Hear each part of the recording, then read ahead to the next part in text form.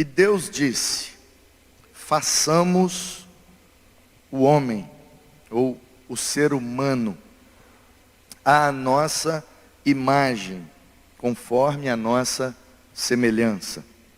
Tenha ele domínio sobre os peixes do mar, sobre as aves dos céus, sobre os animais domésticos, sobre toda a terra e todos os animais que rastejam pela terra.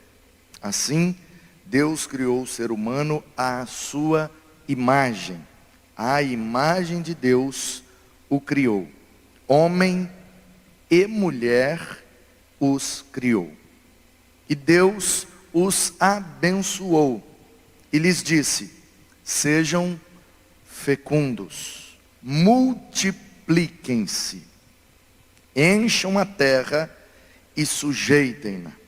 Tenham domínio sobre os peixes do mar, sobre as aves dos céus e sobre todo o animal que rasteja pela terra. E Deus disse ainda: eis que lhes tenho dado todas as ervas que dão semente, e se acham na superfície de toda a terra, e todas as árvores em que há fruto que dê semente. Isso servirá de alimento para vocês. E para todos os animais da terra, todas as aves dos céus, todos os animais que rastejam, em que há fôlego de vida, toda a erva verde lhes servirá de alimento. E assim aconteceu. Deus viu tudo o que havia feito, e eis que era muito bom. Houve tarde e manhã, assim foi o sexto dia. Assim, pois, foram acabados, criados os céus e a terra, e tudo que neles há. E havendo Deus terminado o sétimo dia, a sua obra que tinha feito, descansou nesse dia de toda a obra que tinha feito. E Deus abençoou o sétimo dia e o santificou, porque nele descansou de toda a obra que, como Criador, tinha feito. Amém. Amém.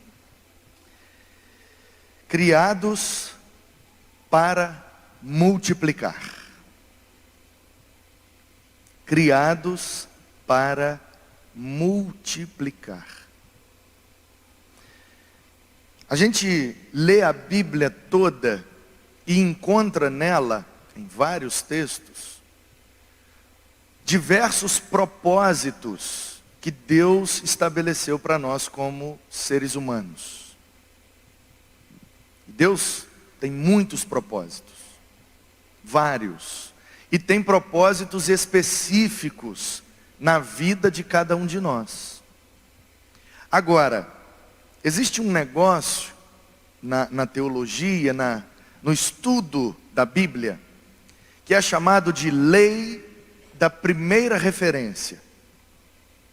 O que é a lei da primeira referência? Toda vez que você se ocupa em estudar um tema da Bíblia, ou um tema na Bíblia, você precisa começar esse estudo pela primeira referência. O que é que isso significa? Vamos estudar sobre o perdão.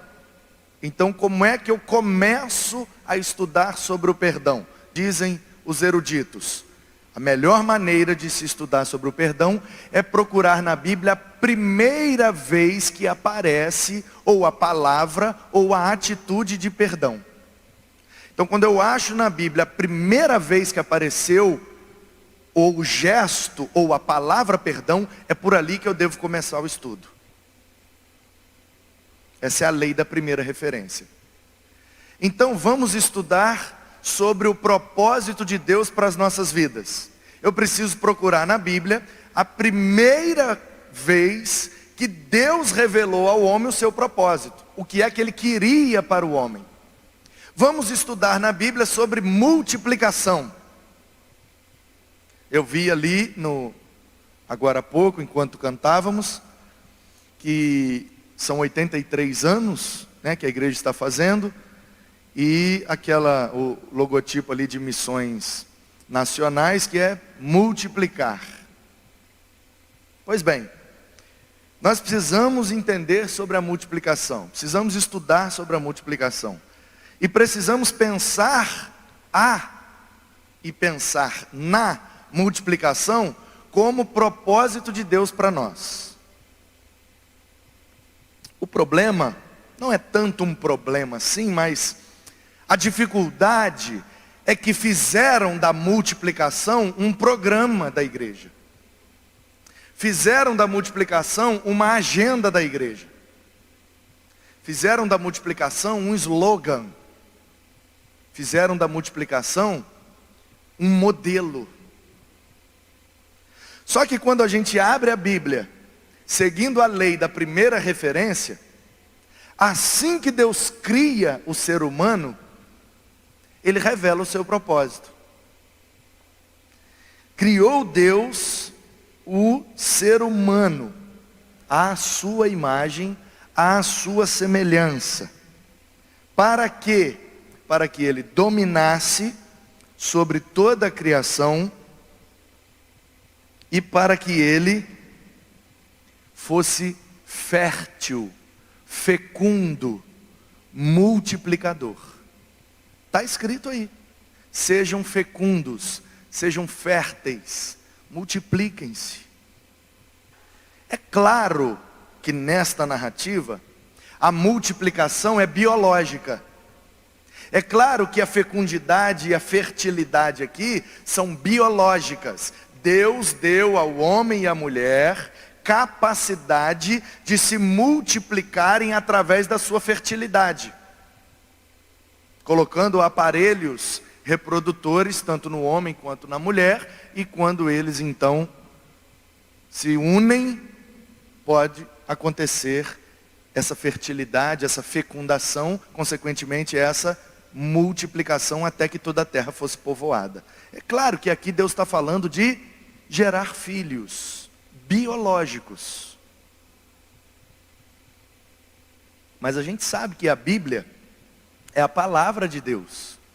E sendo palavra de Deus, deve ter alguma coisa aqui que Deus quer nos falar de maneira espiritual.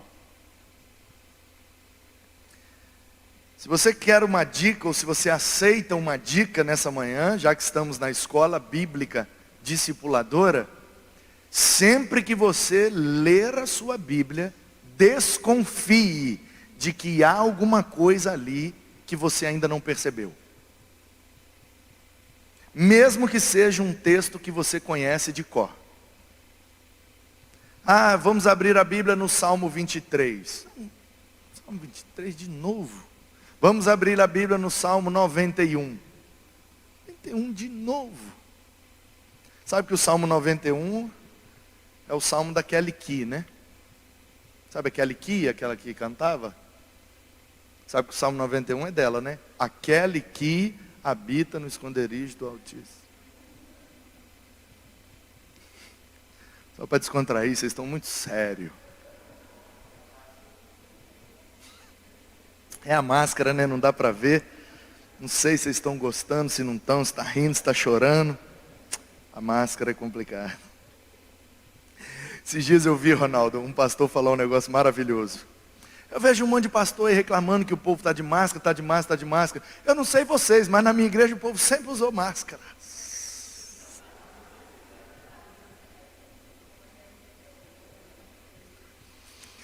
Aquele que tem ouvidos... Igual aquela história de dois pastores lá no Rio, pastores grandes, assim, de igrejas grandes, numerosas, se encontraram no shopping e eles eram da mesma região. E aí um pastor encontrou o outro: tudo bem, fulano, e aí, ciclano, como é que tá e tal? Como é que tá lá? Rapaz, está uma bênção. E você lá? Estamos na bênção, estamos fluindo, uma dificuldade aqui, um desafio ali. Mas aí tem novidade, rapaz. Implantamos um ministério lá na igreja que está uma bênção. Não sei se você tem lá na sua igreja, mas se você não tiver, posso te emprestar um pessoal lá para capacitar. O ministério é uma bênção, está dando fruto demais. Que ministério que é? Ministério com surdos. Que bênção, cara. Uma menina lá, sabe, Libras, e começou com um menino que era surdo de uma família da igreja. o menino vai para um lugar estudar, ele já convidou uns amigos, e aí já veio outro, e parece que eles andam em bando, e quando vai um monte. Rapaz, tem uma ala de banco inteira lá na igreja, que é só dos surdos agora. Já batizei um monte de surdo. Rapaz, implanta esse ministério lá na sua igreja. Aí o outro pastor falou, nós já temos. Não sabia, vocês têm lá? Temos, e há muito tempo. É mesmo? Como é que você não me falou nada, rapaz? Eu não sabia desse negócio de ministério com surdos. Ah, rapaz, isso é uma bênção, né? É uma bênção. E quantos surdos você tem lá? Ele falou, uns 800.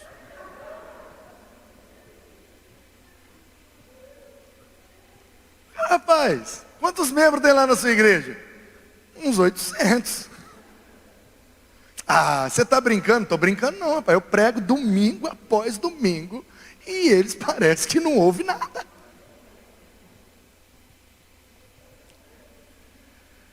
Vamos voltar aqui para a multiplicação. A primeira vez que aparece na Bíblia falando do ser humano e do propósito que Deus tem para ele, é esse texto aqui. Daqui para trás não tem nada. Daqui para trás criou Deus os céus e a terra e começou a criar. E haja luz, e pá, e pé, e pã, e água, e peixe, e voa, e rasteja, e chegou no homem. Aqui é a primeira vez que aparece o homem na Bíblia. E logo depois que ele aparece, vem junto o seu propósito, gerar filhos, ser fecundo, ser fértil e multiplicar-se.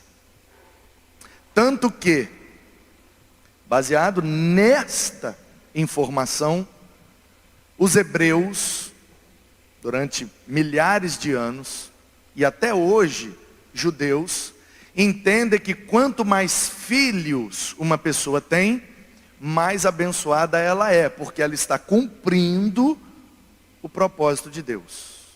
Por isso, na Bíblia, quando uma mulher era estéril, não podia ter filhos, ela ficava muito triste, muito deprimida, muito para baixo e se considerava amaldiçoada. Por quê? Porque ela não poderia cumprir o primeiro propósito de Deus, gerar filhos. Então, queridos, se nós pegarmos esse princípio, Deus nos criou para sermos férteis, fecundos e gerar filhos. Esse é o primeiro mandamento de Deus. A gente costuma chamar a lei de Moisés a partir do decálogo, a partir dos 10 mandamentos, Êxodo 20. Aí a gente fala, não, isso aqui é a lei de Moisés, isso aqui é a lei, 10 mandamentos. Aí depois vem algumas outras, Êxodo, Levítico tem mais um monte, Deuteronômio repete e amplia todas elas. E aí a gente acha que só é lei aqueles textos específicos em que é um mandamento explícito de Deus. Não sei se você sabe, mas o judeu considera todo o Pentateuco como Torá. Gênesis, Êxodo, Levítico, Números, Deuteronômio, para o judeu é a lei de Deus. A lei está revelada nesses 5 livros. E eles são os escritores disso aqui. Eles são os autores disso aqui. Foi Deus usou eles. Esse livro, que nós chamamos aqui esse bloco de Antigo Testamento, isso aqui é deles. Nós pegamos emprestado porque percebemos que tudo isso aponta para Cristo. E aí nós anexamos aos nossos livros. Os livros dos cristãos estão no Novo Testamento.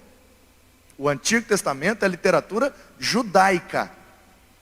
Nós anexamos a literatura judaica porque percebemos que Cristo está revelado aqui desde o início.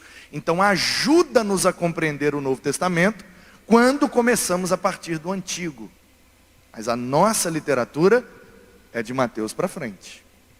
Então, se essa literatura pertence a eles, foram eles que escreveram, eles estudam, eles conhecem a língua original em que isso aqui foi escrito, é bem provável que eles entendam mais disso aqui do que nós. Pode ser que eles não percebam Cristo aqui como nós percebemos, porque eles não têm a lente do Novo Testamento que temos.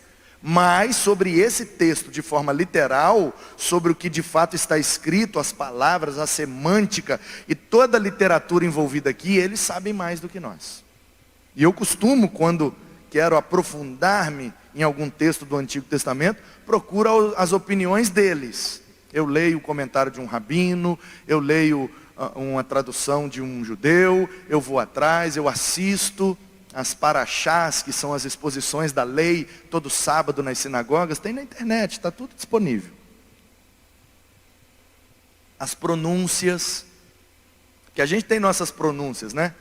Elohim, né? Adonai, a gente pronuncia o nosso jeito cristão de pronunciar, Shalom, Adonai, né? E tem gente que ainda enche a boca, ó, como eu sei hebraico, Shalom, Adonai, paz do Senhor. Aí você bota lá numa sinagoga, o rabino, Shalom Adonai. Aí você fala, ih, estava tudo errado. A língua é dele, como é que eu vou pronunciar diferente dele? Se a língua é dele, é ele que tem que me ensinar a pronunciar, certo? Então, dizem os estudiosos da literatura mosaica, da Torá, da lei de Moisés, de Gênesis 1 até o final de Deuteronômio, tudo é lei do Senhor. É mandamento, é estatuto, é juízos do Senhor. Então, se esse texto pertence à lei do Senhor, ser fértil e multiplicar são mandamentos de Deus. Assim como é mandamento adorar somente a Ele, não roubar, não matar, não furtar, não pegar a mulher dos outros. Isso tudo é mandamento? É. A gente procura cumprir? Claro. Então por que a gente não procura cumprir isso aqui? É mandamento. Por isso que eles se sentem prejudicados quando não conseguem gerar filhos. Porque eles não conseguem obedecer ao mandamento. Deus mandou eu gerar filhos, mas eu não consigo. Então a mulher estéril, ela se sentia muito mal, porque ela se sente desobedecendo a Deus. Ele mandou eu ter filho e eu não consigo ter. E aí, quando a gente joga uma lente espiritual aqui nesse texto, a gente percebe então que Deus nos criou para fertilidade e multiplicação. E aí a gente continua lendo a Bíblia, e quando chega no Novo Testamento, a gente se depara com um termo que o apóstolo Paulo usa em relação a Timóteo, que é filhos na fé. E Abraão é colocado como nosso pai na fé. Então, eu concluo que existe uma fertilidade que não é biológica. Eu concluo que existe uma multiplicação que não é genética, é espiritual.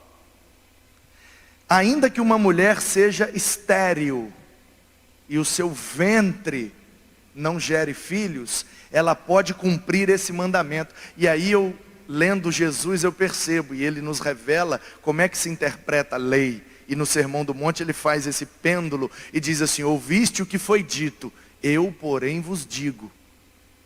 Ouviste o que foi dito, ou seja, vocês aprenderam a lei dessa forma, né? Então deixa eu ensinar o jeito certo.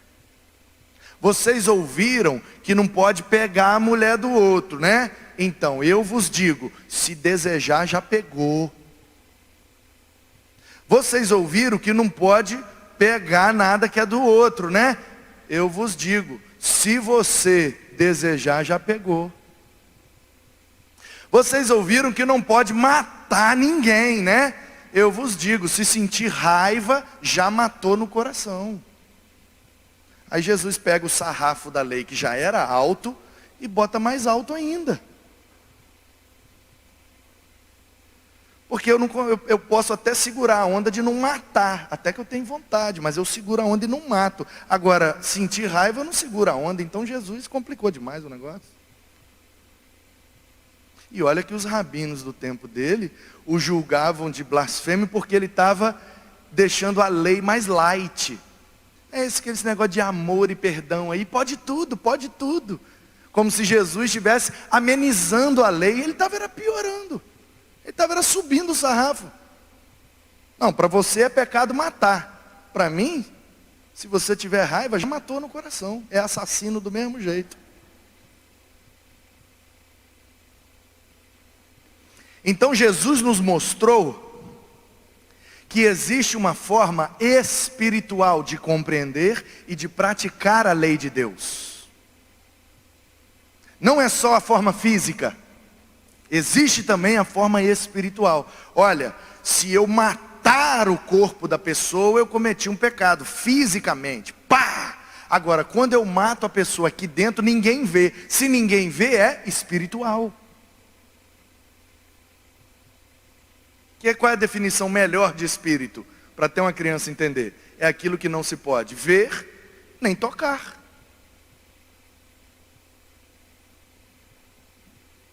Nosso espírito é invisível, gente.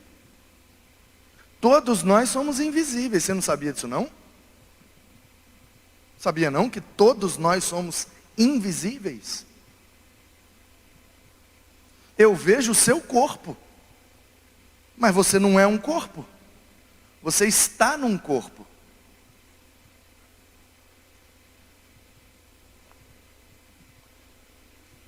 Se eu pegar uma lata de Nescau e colocar aqui e perguntar para vocês, a lata está cheia ou vazia? Tem como saber? Porque você só consegue ver a embalagem. Mas a gente não bota a lata no leite, a gente bota o pó, o achocolatado no leite. Portanto, o Nescau não é a embalagem, o Nescau é o pó que está dentro da embalagem. Você é um ser humano criado à imagem e semelhança de Deus. Deus é espírito, portanto você é um ser espiritual, que habita num corpo físico, mas você não é um corpo físico. Por isso é que todos nós somos invisíveis. Você vê a embalagem. Mas como é que tem como você saber se está cheio ou vazio? Por isso que só Deus sonda o coração. O que é que a Bíblia está dizendo? Deus tem a capacidade de ver dentro da lata e saber quanto de Nescau tem em cada um.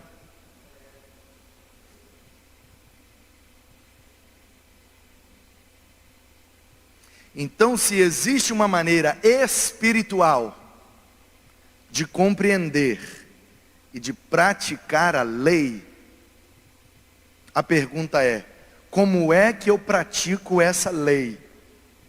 Ser fértil e multiplicador. De maneira espiritual, só pode ser que eu devo gerar filhos na fé. Filhos espirituais.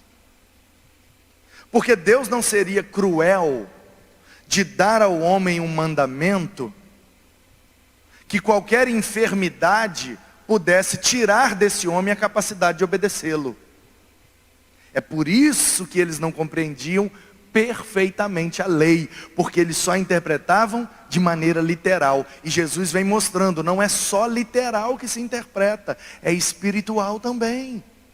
Ah, a senhora não pode ter filhos, a senhora tem uma enfermidade no ventre, então gere filhos na fé. E assim você cumpre o mandamento. E assim você obedece a Deus. Quantas e quantas mulheres estéreis, que nunca tiveram filhos biológicos, mas no ministério infantil, geraram dezenas de filhos, porque criaram discípulos de Jesus. Na nossa igreja tem uma, tia Marta. Tia Marta nunca teve filho pelo ventre, mas está assim de gente lá na igreja, que é jovem, que é adulto, que entendeu o evangelho através da vida dela, se considera filho na fé da tia Marta. E um dia eu pregando no norte do estado, um rapaz perguntou, o senhor é lá de Guaranhuns? Você sabe me dizer se ainda tem uma irmã lá que congrega com o nome de Marta? Eu falei, tem sim, do Ministério Infantil. Ele, essa mesmo. Eu era da igreja de Planalto, eu era criança. Essa mulher pregou o evangelho para mim de um jeito que eu nunca tinha entendido. Eu me converti numa aulinha, na salinha com ela. E depois eu fui embaixador do rei, seminarista, e hoje eu sou pastor da igreja, mas eu me considero filho na fé da tia Marta. Manda um abraço meu para ela.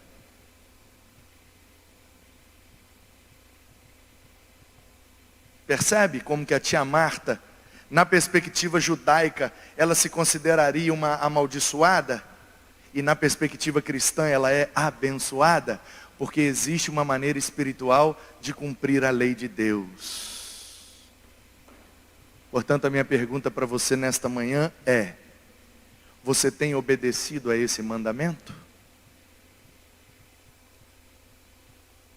Seja fértil, fecundo e multiplique-se. A partir de você, quanto já foi multiplicado? Quantos você já gerou no seu ventre espiritual? O apóstolo Paulo, escrevendo à igreja, ele diz: eu gerei vocês com dores de parto. Ou seja, foi sofrido ganhar vocês para Jesus, mas eu ganhei. Assim como uma mãe sente dores na hora do parto físico, nós também sentimos dores na hora do parto espiritual. Só quem já ganhou alguém para Jesus sabe o quanto é doído, o quanto é sofrido, sabe qual é o peso e o calor da batalha, a batalha espiritual. Já que fiz menção ao pastor Roger, em memória, faleceu hoje, então vou deixar registrado aqui. Lá na igreja do pastor Roger Anchieta, eu era um seminarista. Aliás, minto. Eu não era nem seminarista ainda. Eu fui pregar lá a convite do filho dele, Renan, numa programação de juventude. E eles ouviram, e o pastor gostou. E aí, umas semanas depois, ele me liga: eu vou fazer um casamento em Minas, no sábado. Não sei se vai dar tempo de eu chegar, então eu quero já deixar garantido. Tem como você vir aqui pregar no domingo à noite? Falei, tem. Então, deixa eu só confirmar com o meu pastor, e depois eu te confirmo. Pedi ao meu pastor: pastor, domingo lá em Anchieta, aquela igreja que eu preguei, o pastor me ligou para eu ir no domingo à noite. Estou liberado? Está na bênção, Manu, vai na paz. Pastor Samuel de Meaípe, que depois me consagrou. E aí eu fui para Anchieta, domingo à noite, com meu terno verde.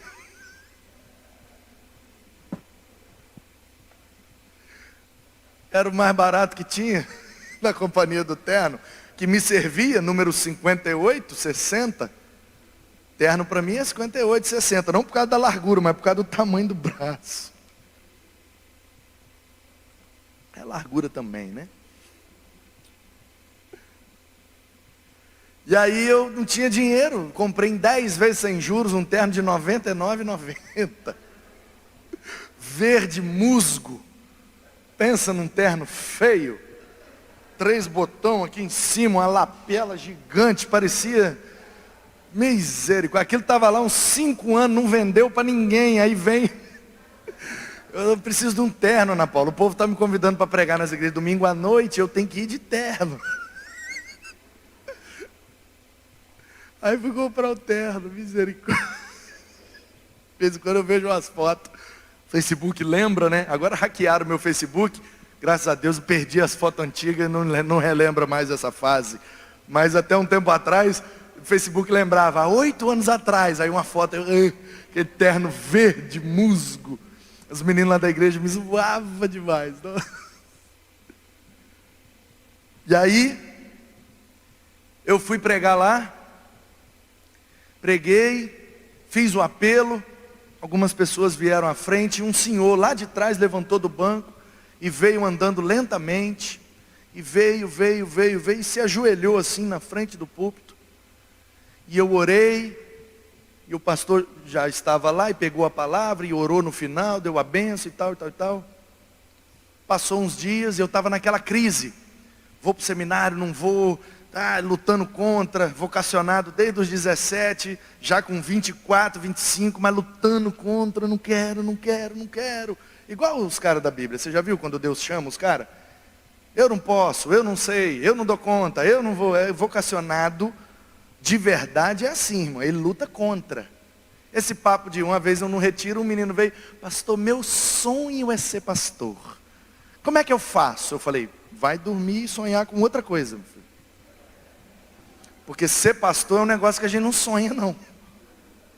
Não, você sonha a jogar futebol, você sonha em ser engenheiro, você sonha em ser médico, ser pastor não se sonha. Isso aí a gente foge disso, você está doido, doutor? Não. Vai orar, vai pedir a Deus o que Ele te chamou para fazer, porque pastorear não é sonho de ninguém. Não vejo ninguém na Bíblia que Deus chamou e falou, opa, era meu sonho. Que nada, os caras fogem.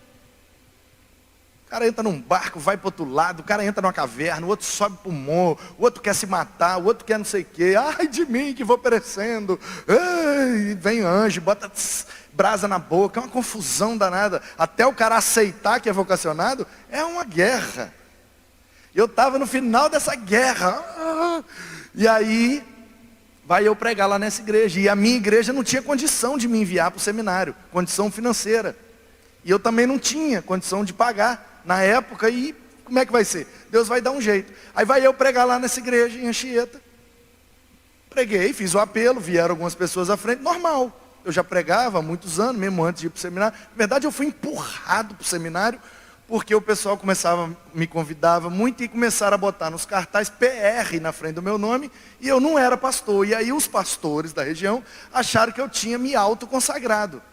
E aí começaram a questionar o meu pastor, que papo é esse aí? Então, aí um dos pastores virou e falou assim, então você cria vergonha nessa cara e vai para o seminário.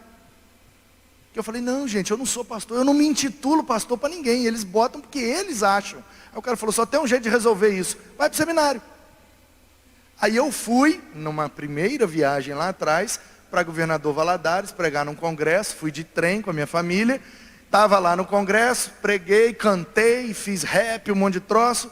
E aí, jogando bola, o congresso foi num sítio, os meninos, vai pastor, toca pastor. E eu, não sou pastor não, rapaz. Não sou pastor não, rapaz. Vai pastor, eu não sou pastor não. Aí o pastor da igreja, que estava sediando o evento, baixinho assim, Marco Antônio, veio por trás de mim, me deu um tapa na cabeça. Eu falei, falta aqui. Ele, falta de vergonha na sua cara.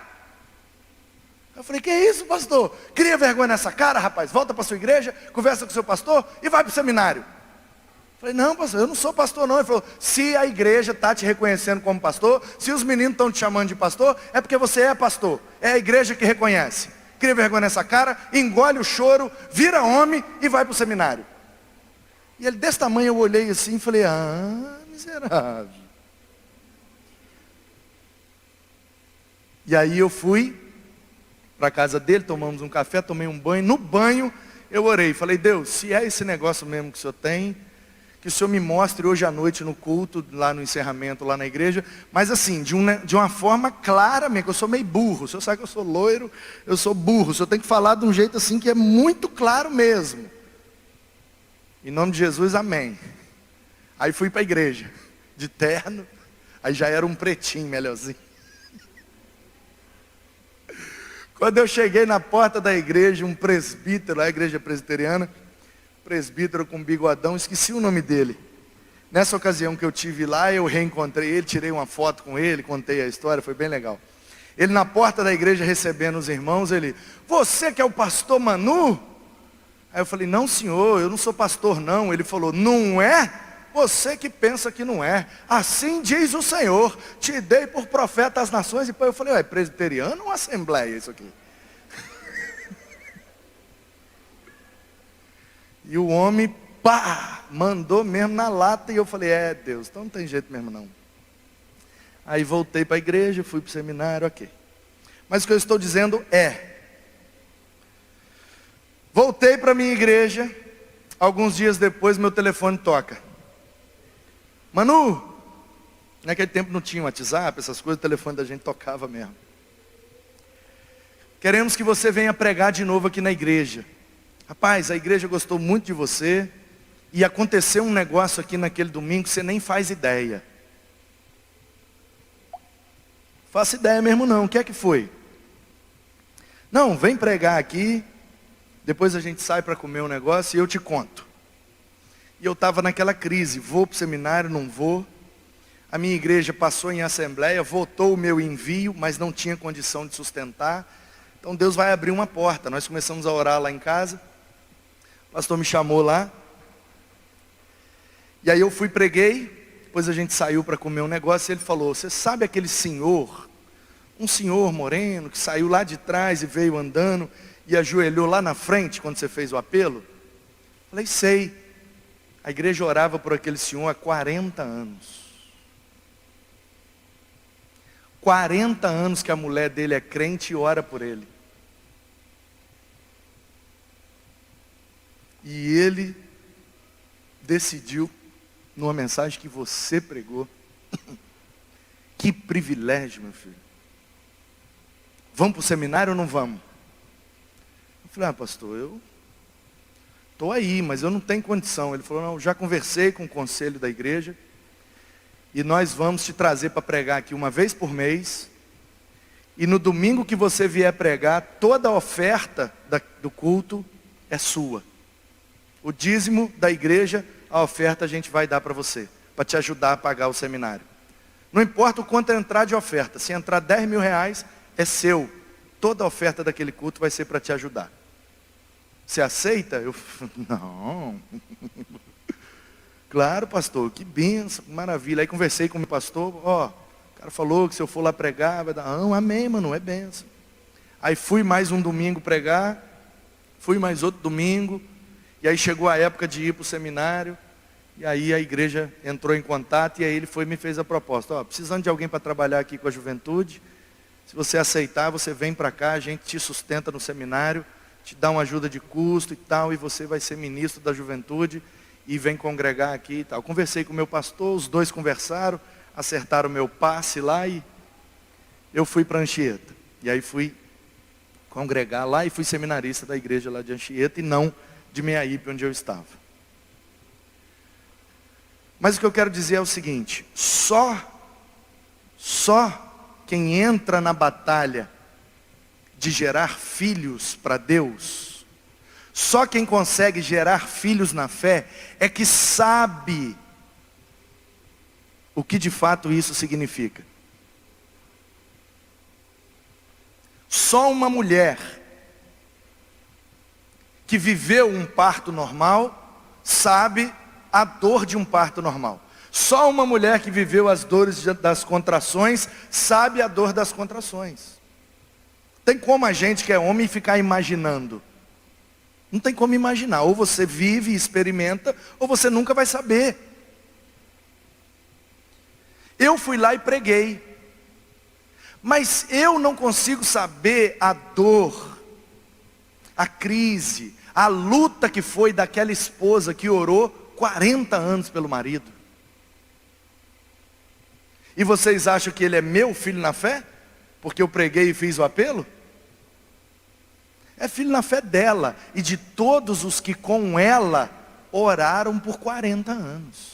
É muita presunção e soberba minha achar que numa mensagem de meia hora, 40 minutos, Deus me usou para converter o homem, sendo que tem uma turma orando há 40 anos. Pode até ser que eu fui a cereja do bolo, mas o bolo é muito maior, tem muito mais ingrediente do que cereja. Portanto, queridos, Deus está nos dando esse mandamento, Ele está nos chamando, Ele nos criou para a multiplicação. Nós fomos criados para a fertilidade e para multiplicar. E a gente tem que dar um jeito de obedecer esse mandamento, senão nós estaremos pecando contra o Senhor. Pastor, mas eu não sei pregar. Você pode orar? Mas eu não sei orar em voz alta, eu tenho vergonha. Quem disse que oração boa é em voz alta? Deus não sonda o coração? Ele não consegue ver a quantidade de Nescau que tem aí dentro? Então, meu querido, você quieto, lá na galeria, ninguém está te vendo. Você pode estar orando lá e através da sua intercessão, alguém é salvo aqui embaixo. Você sabe que lá na Inglaterra, em Londres, a Metropolitan Tabernacle Church, a igreja metropolitana do tabernáculo, uma igreja batista, que foi pastoreada por Charles Spurgeon durante muitos anos, e ele chegou lá com 20 e poucos anos, e morreu novo com 50 e pouco. Spurgeon teve cerca de 30 anos de ministério, e ali naquela igreja, né, ele começou na verdade aos 17, mas como pastor de fato, foi ali na metropolitana. Spurgeon batizou mais de 19 mil pessoas no ministério dele. 19 mil pessoas. Quando Spurgeon morreu, aquela igreja tinha cerca de 30 mil membros. E quando ele chegou, tinha 300 e pouco. E Spurgeon é conhecido como o príncipe dos pregadores. E realmente, ele pregava muito bem. Vinha gente de longe, na época que não tinha internet nem televisão, para ouvir o Spurgeon, tinha que ir a Londres. A igreja do tabernáculo, no domingo, chegou a ter 5 cultos, lotados. Tanta gente que queria ouvir Spurgeon. E não tinha microfone não. Aquele monte de andar de galeria assim, ó. E o homem, no gogó. O púlpito onde Spurgeon pregava tinha 7 degraus. Os historiadores, biógrafos dele, dizem que ele subia os 7 degraus, repetindo para si a frase: eu creio no Espírito Santo, eu creio no Espírito Santo, eu creio no Espírito Santo, eu creio no Espírito Santo, eu creio no Espírito Santo, eu creio no Espírito Santo. A plataforma onde ficava o púlpito era de madeira. Na verdade, toda a estrutura do templo vista era de madeira. Era alvenaria, mas forrado de madeira, para ajudar na acústica, formato de concha, porque não tinha amplificação eletrônica. Então, 7 degraus era uma plataforma maior, para que todos pudessem vê-lo melhor, e era de madeira. E embaixo daquela plataforma, daquele assoalho onde ele pregava, ficava a sala de oração, lá embaixo. Você descia pelas escadas e embaixo do templo tinha um corredorzão enorme, com portas e algumas janelinhas de um lado e do outro, e o pessoal apelidou aquela parte da igreja de submarino, porque era um corredor gigante com janelinha de um lado do outro, parecia um submarino. E na última sala, que era a de baixo do púlpito, era a sala de oração, um tapete, algumas almofadas, todo culto. Quando começava, o povo começava a orar lá embaixo. E o Spurgeon, quando sentia que a mensagem estava agarrada, que o auditório estava meio esquisito, que não estava uma batalha espiritual, diz que ele batia no púlpito e pregava, e Deus! E o povo lá embaixo entendia: vamos orar mais forte, orar mais, vamos orar mais, que o homem está precisando lá em cima. E quanto mais ele batia, mais o povo orava, e milhares e milhares e milhares de conversões e batismos naquela igreja, que lá na eternidade estão computados como filhos na fé do Spurgeon, mas também daqueles que estavam orando lá embaixo. Porque ninguém gera filho sozinho. Ninguém pode se autofecundar. Você precisa de no mínimo 2. Por isso que a igreja é onde estiverem 2 ou 3.